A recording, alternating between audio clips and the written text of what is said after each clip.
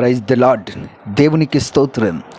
క్రీస్తునందు ప్రియ సహోదరి సహోదరులారా, మన ప్రభును రక్షకుడునైన యేసుక్రీస్తు నామములో మీకు వందనములు తెలియజేయుచున్నాం. ఈ ఉదయకాలపు సమయమందు ప్రభు మిమ్మల్ని అత్యధికముగా దీవించి ఆశీర్వదించి నడిపించి బలపరచును గాక.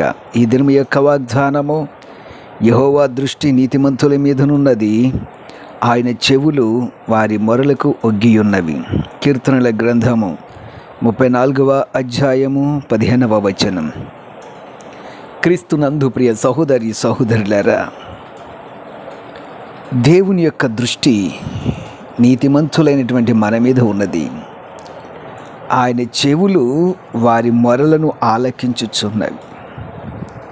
చాలామంది అనుకుంటున్నారు, సమస్య వచ్చినప్పుడు, ఆపద వచ్చినప్పుడు, ఇబ్బందులు ఇరుకులు వచ్చినప్పుడు, ఎందుకు నాకు ఇలాగూ జరుగుచున్నది, నేను ఎందుకు ఇలాగూ శ్రమ పొందుచున్నాను, అయ్యో ఎందుకు నా పరిస్థితి ఈ విధముగా ఉన్నది, ఇంత ప్రార్థన చేస్తూ ఉన్నాను, దేవుడు నా ప్రార్థన ఆలకించుచున్నాడా, ఆయన నా ప్రార్థన అంగీకరించుచున్నాడా అని ఆవేదన చెందుచున్నారు. ప్రియమైనటువంటి వారిలారా, మీరు నీతిమంతులైతే, అనగా క్రీస్తు రక్తములో కడగబడి ఆయన రక్తము ద్వారా మీరు నీతిమంతులుగా తీర్చబడినట్లయితే ఆయన దృష్టి మీ మీదనే ఉంటుంది. ఆయన చెవులను మీరు చేసేటువంటి ప్రార్థనలను ఆలకిస్తాయి. ప్రియమైనటువంటి వారిలారా, మన దేవుడు ప్రార్థన అంగీకరించినటువంటి వాడు కాదు, ప్రార్థన ఆలకించని దేవుడు కాదు. ఎవరైతే నీతిమంతులు తన బిడ్డలుగా ఉన్నారో వారి ప్రార్థన ఆయన తప్పకుండా ఆలకించువాడై ఉన్నాడు. మరొక వాక్యం ఈ విధంగా తెలియజేస్తూ ఉన్నది, ప్రభు కన్నులు నీతిమంతుల మీదను ఆయన చెవులు వారి ప్రార్థనల వైపునను ఉన్నవి, కానీ ప్రభు ముఖము కీడు చేయువారికి విరోధముగా ఉన్నది. 1 పేతురు 3వ అధ్యాయము 15వ వచనం.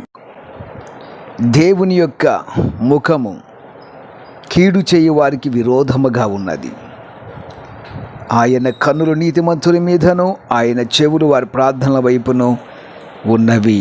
ప్రియ సహోదరి సహోదరులారా, ఈ 2 వాక్య భాగంలో చక్కటి అర్థవంతమైన మాటలు ఉన్నాయి. ఈ వాక్యమును నమ్మి గనక మీరు విశ్వాసంతో ప్రార్థించినట్లయితే, ఈ వాక్య ప్రకారము మీరు నమ్మునట్లయితే, విశ్వసించినట్లయితే, నేడే దేవుడు మీ జీవితంలో అద్భుతములు చేస్తానికి సిద్ధముగా ఉన్నాడు. వాక్యమును నమ్మండి, మీరు నీతిమంతులుగా మార్చబడండి, యేసు రక్తంలో కడగబడండి, మీ లోపములను సరిచేసుకొనండి, ప్రభు వైపు తిరగండి. తప్పక ఆయన మీ ప్రార్థన ఆలకించువాడై ఉన్నాడు. ఈరోజు అనేకులు ఆవేదన చెందుచూ ఉన్నారు, దేవుడు నా ప్రార్థన ఆలకించడం లేదని, దేవుని యొక్క జవాబు రావటం లేదని. దేవుని యొక్క జవాబు రావడానికి ఒకటి కొంత ఆలస్యం కావచ్చును, అయినను ఆయన తన బిడ్డల పక్షమున కార్యము చేయువాడై ఉన్నాడు. ఒకవేళ నీకు విరోధకరమైనది ఏదైనా ఉంటే దాన్ని దేవుడు ఆలస్యం చేస్తాడు, ఆయన నీకు జవాబు ఇవ్వడు. మూడవదిగా, నీవు చేయుచున్న ప్రార్థన దేవునికి ఇష్టమైనదిగా ప్రీతికరముగా చేయుచున్నావా అనేటువంటి ఆలోచన మనకు చాలా అవసరం. ప్రియ సహోదరి సహోదరులారా, మీరు ఏ ప్రార్థన చేస్తున్నారు? దేవునికి ఇష్టమైనటువంటి ప్రార్థన, నీతిమంతుడైన హేబేలు ప్రార్థన చేస్తున్నారా?